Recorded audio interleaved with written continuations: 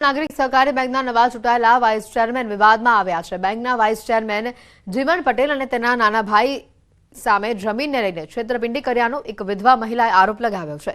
સાથે જ બંને સામે ગુનો નોંધવા કાંતાબેન વઘાસિયાએ માંગ કરી છે। મહિલાનો આક્ષેપ છે કે જીવન પટેલ અને તેના ભાઈએ જમીનના રૂપિયા લઈ લીધા પણ દસ્તાવેજ નથી કરી આપ્યો। મહિલાના પતિ જીવિત હતા ત્યારે જીવન જોગાણી અને નાના ભાઈ જોગાણી પાસેથી 4.10 કરોડમાં જમીન લેવાનું નક્કી કર્યું હતું। માલિયાસણ ગામની સીમમાં કિંમતી જમીનના વેચાણ પેટે વર્ષ 2010માં 51 લાખ રૂપિયા આપી દીધા હતા। જો કે પતિના મોત બાદ અગાઉ નક્કી થયા પ્રમાણે દસ્તાવેજ કરી આપવાનું કહેતા બંને ભાઈઓ ફરી ગયાનો મહિલા આરોપ લગાવી રહી છે। વારંવાર રજૂઆત કરવા છતાં પટેલ બંધુઓએ જવાબ ન આપતા મામલો હવે પોલીસ સ્ટેશન ખાતે પહોંચ્યો છે। જાગણીને મેં જમીન લીધેલી મારા ઘરના આવે તો 51 લાખ રૂપિયા આપ્યા છે। 14 વર્ષ થયા તો એનો કાંઈ જવાબ ન થયો। એ હતા ને તે જાતા ને આવતા કે મેં કીધું હું શું કીધું એટલે કે કાંઈ કહે છે પતી જાય એમ કહે છે નથી પતતું। તો 4 વર્ષ થયા ધામમાં આવ્યા ગયા। હવે હું નોંધારી થઈ ગઈ છું। મારે હવે શું સમજવું જો તમે ન્યાય આપો તો સારું। જવાબ કઈ દેતા નથી। અમે પોલીસ કેસે ગયો તો કોર્ટમાં ગયા હતા એનો કઈ નિર્ણય આવતો નથી। પોલીસ કેસ કરી તો એ મોટા માણા હે પૈસા દઈને કેસ બંધ કરાવી દે। 2010માં જમીનનો સોદો કર્યો તેની પાસે ચેકથી 51 લાખ રૂપિયા અમે આપેલા છે એને અને હાથાઘટ ભરેલું છે। હાથાઘટ છે તમારી પાસે કોર્ટમાં છે। તમે વાતચીત કરવાનો પ્રયત્ન કર્યો એની સાથે કઈ? અમારો ફોન ઉપાડતો જ નથી।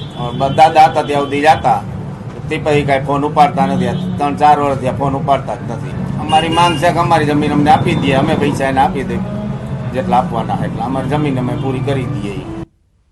સમાચારમાં અત્યારે ફક્ત આટલું જ। રજા આપશો। નમસ્કાર।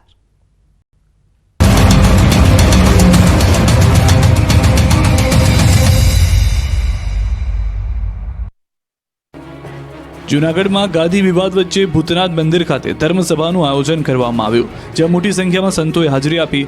પરંતુ ધર્મસભામાં મહેશગીરી બાપુ પોતાના સંબોધનમાં ગંભીર આરોપ લગાવતા જોવા મળ્યા। મહેશગીરીએ પોતાના સંબોધનમાં ગિરનારના ઢોંગી સાધુઓની એક પોલ ખોલી તેમને આરોપ લગાવ્યો કે સાધુઓ દારૂથી ટલ્લી થઈને પડ્યા રહે છે અને ગિરનારમાં આવા અનેક ઢોંગી સાધુઓ છે। સાથે જ તેમની પ્રેમગીરી પર પણ ગંભીર આરોપ લગાવતા જોવા મળ્યા। તેમણે કહ્યું કે ગુરુ પરંપરાના નામે જાતીય શોષણ કરવામાં આવી રહ્યું છે। જે સાધુએ બાળકનું જાતીય શોષણ કર્યું તેને શા માટે અંબાજીની ગાદી આપી? તેઓએ કહ્યું કે હું સનાતનના ટુકડા સહન નહીં કરું। વિધર્મીઓ સામે યુદ્ધ લડવું છે। હાલ ગિરનારમાં અનેક પરંપરાઓ તૂટી રહી છે। મારે ગાદી પર નથી બેસવું પણ ગિરનારમાં ખોટું પણ નહીં થવા દઉં। મહેશગીરીએ આરોપ લગાવ્યા કે ગિરનારમાં ભરતી મેળો શરૂ થઈ ગયો છે। ગિરનારમાં હાલ ભગવા પહેરી દારૂ પીને લોકો ટલ્લી થઈને ફરે છે। આવા તુતારોને જોઈને સાચા સાધુઓની કદર નથી થતી। ઝેર પીવું પડે તો હું પીવા તૈયાર છું, પરંતુ પરિવર્તન લાવીશ। હરિગીરી ગેંગ અખાડા પર કબજો કરીને બેઠી છે। હરિગીરી અખાડામાં છે, અખાડોમાં હરિગીરી નથી। ધર્મસભા જાણે કે આરોપીઓનો અખાડો બન્યો હોય એવું લાગી રહ્યું છે। મહેશગીરીના સંબોધનમાં ગિરનારના ઢોંગી સાધુઓની વરવી વાસ્તવિકતા પણ જોવા મળી અને તેનો ઘાટ ઘડાતો સ્પષ્ટ નજરે પડ્યો। ત્યારે હવે ગિરનારમાં સાધુઓ વચ્ચેના વિવાદમાં વધુ જોર પકડતા હોય એમ લાગી રહ્યું છે। ત્યારે આગામી દિવસોમાં આ વિવાદને લઈ વધુ કેટલાક ખુલાસા થઈ શકે છે। સિમ કાર્ડ ખરીદવા આવતા ગ્રાહકોની જાણ બહાર તેનું સિમ કાર્ડ એક્ટિવ કરવામાં આવતું અને બાદમાં તે કાર્ડને વિદેશ મોકલવાના ષડયંત્રનો પર્દાફાશ થયો છે। સમગ્ર કેસમાં પોલીસે 3 આરોપીઓને દબોચી લીધા। અમદાવાદના શાહીબાગ ખાતે આવેલ ફોરેન પોસ્ટ ઓફિસમાંથી સુપ્રિન્ટેન્ડન્ટ કસ્ટમ અધિકારી દ્વારા સાયબર ક્રાઇમને માહિતી મળી કે એક પાર્સલ વડોદરાથી આવ્યું છે જે દુબઈ મોકલવાનું છે, જેમાં 55 જેટલા તિરુપતિ એડિબલ ઓઇલ્સ, દરેક તહેવાર હેલ્ધી તહેવાર। સુરતમાં લગ્ન પ્રસંગમાં ફાયરિંગ કરનારની ધરપકડ, આરોપીની રિવોલ્વરનું લાયસન્સ રદ।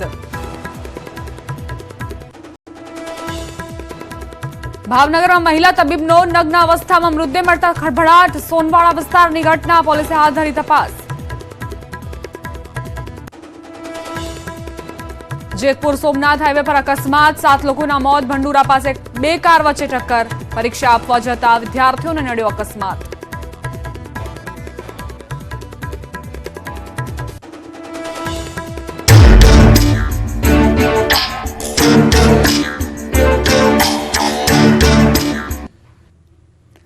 નમસ્કાર, આપ જોઈ રહ્યા છો ક્રાઇમ રિપોર્ટ। હું છું આપની સાથે દીપા શર્મા। તમારી આસપાસ બનતી દરેક ઘટનાઓથી વાકેફ કરવા, તમને સતર્ક કરવા અમે લઈને આવ્યા છીએ એવી પડદા પાછળની કહાની કે જે તમને સચેત કરશે, તમને સાવધાન રાખશે. ગુજરાતનો કોઈ પણ જિલ્લો, તાલુકો, ગામ કે શહેરની કેમ ન હોય ઘટના, દરેકની ઇનસાઇડ સ્ટોરી તમને બતાવીશું અમારા ક્રાઇમ રિપોર્ટના એપિસોડમાં.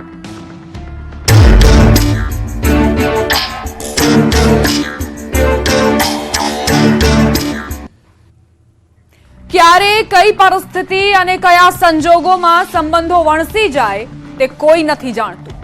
કેટલીક સામાન્ય વાતોમાં સંબંધો ઝેર સમાન બની જતા હોય છે. અહીં તો વાત 11 વર્ષના લગ્ન જીવનની છે. એવી સમસ્યાની છે કે એક વાતને લઈ ઘરનો જ વ્યક્તિ બની ગયો ઘાતકી.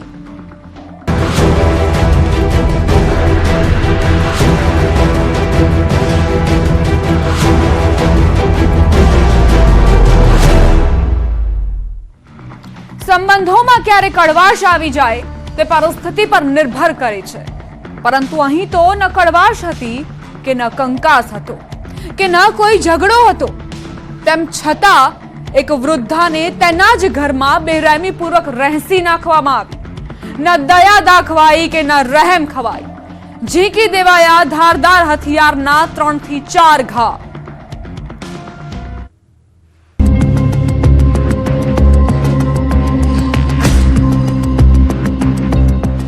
ઘરે માતમ છવાયેલો છે. પરિવારજનો ઘેરા આઘાતમાં ધકેલાઈ ચૂક્યા છે. ન ફક્ત પરિવારજનો પરંતુ આસપાસના લોકો પણ એ દુઃખના પહાડ નીચેથી બહાર નથી આવી રહ્યા કે જેની એક હકીકત લોકોને ધ્રુજાવી દેનારી છે.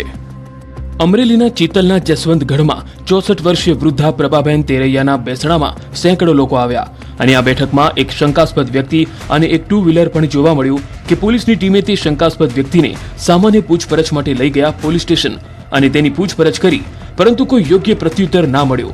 પરંતુ તેની બાઇક સાથે તેના કેટલાક સીસીટીવી ફૂટેજની ઇમેજ તેને બતાવવામાં આવી કે તે પૂછપરછમાં ભાગી પડ્યો અને ખોલતો ગયો એક પછી એક રાઝ.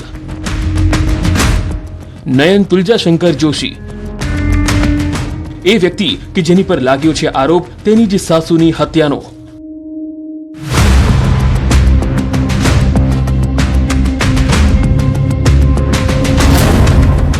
જમાઈ પર સાસુની હત્યાનો આરોપ. વાત જરૂર ચોંકાવનારી છે, અચરજ પમાડે તેવી છે, પરંતુ સત્ય હકીકત છે કે ઘરનું જ જમાઈ જમ બનીને યમદૂત બની બેઠો અને ખેલી નાખ્યો હતો એવો ખેલ કે જેની ગંધ સુધાર ના તો કોઈને થઈ, પરંતુ મૃતકની પુત્રીને પણ ના થઈ. ખૂબ જ ચપળતાપૂર્વક હત્યાના ખેલને અંજામ આપનારો નયન જોશી એ હદે વિકૃત અને આવેશમાં આવી ચૂક્યો હતો કે જેના માટે તેણે ફૂલ પ્રૂફ પ્લાન બનાવ્યો પોતાની જ સાસુને યમલોક પહોંચાડવાનો, જેના માટે તેણે સમય નક્કી કર્યો, તારીખ નક્કી કરી અને અંજામ આપી દીધો લોહિયાળ ખેલને.